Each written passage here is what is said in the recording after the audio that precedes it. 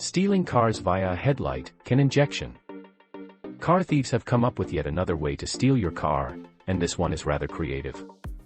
We'll refer to it as headlight hacking, but as Dr. Ken Tyndall of Canis Automotive Labs describes in his extensive and technical blog post, it's a bit more complicated than that.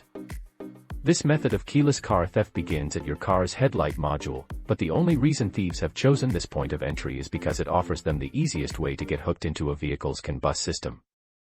For those unfamiliar, the CAN bus system of a vehicle is the method by which the numerous ECUs throughout a modern vehicle communicate with each other.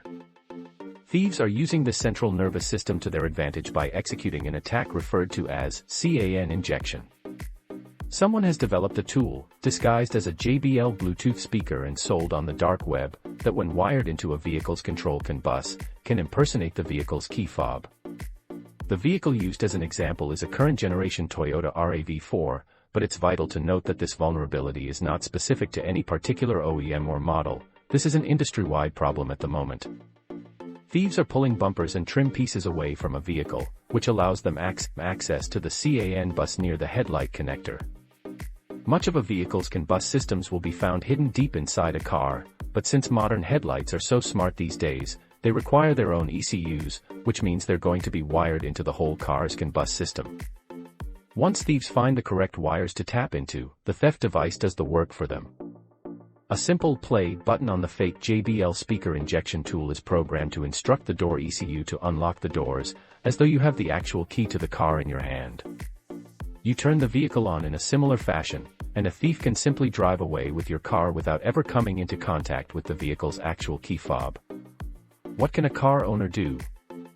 As of this article's publishing, there isn't a great defense against this sort of theft. On the good news front, a thief trying to steal a car this way will need to do some real work to get it. Ripping off body panels takes time, and so does wiring into the car. Basically, a thief would need to have uninterrupted access to your vehicle in a private area to make it work. Additionally, Lindell suggests that fixes for the problem are possible. The initial fix he suggests automakers roll out would be a software update that recognizes the sort of activity on the CAN bus systems that this injection tool sends out. This could thwart the tool in the short term, but Lindell believes that thieves will find a way around it in the long term. As for a permanent fix, Lindell believes that a zero-trust approach to CAN bus systems is the only way to go. Every message from one ECU to another would need to be encrypted and carry authentication codes that can't be spoofed. Additionally, every ECU would need to be equipped with secret keys, and every car would need to carry its own secret keys to prevent a universal key extractor from being created. Developing such a security system would take considerable time and effort from a vehicle manufacturer. We talked with some security experts at VOXX Electronics, which is both an OEM supplier and aftermarket option for vehicle security systems, to get some perspective on this issue and what might work to defend against it. Both VP of Marketing Jonathan Frank and Security Product Manager Chris Labardi tells us that CAN bus-style attacks are hardly a new thing in the automotive space.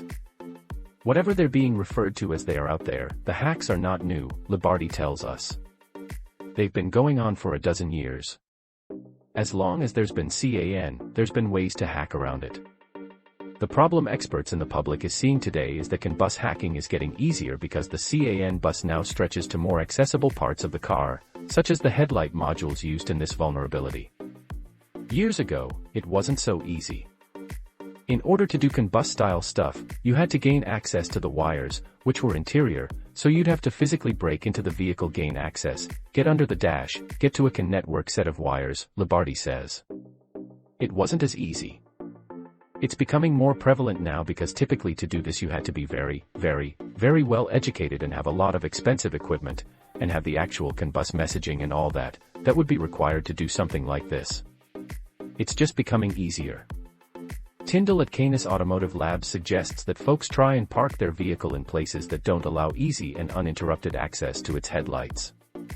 VOXX Electronics recommends one of its aftermarket systems, the Viper DS4, as a theft deterrent, though, as it says, thieves won't be able to start the car up with its system in place. The CAN injection allows thieves to bypass an OEM system, and VOXX says that a thief could still even unlock the car doors with its system installed, but they'd need to find a way to hack the Viper system on top of that for the vehicle to fire up. Of course, Installing an aftermarket security system on your brand new car isn't something most folks want to do, but in terms of OE solutions, answers are short for the time being. We've reached out to a few different automakers for comment and to see what they might have to say about this new way of stealing cars, and we'll update this post upon hearing back.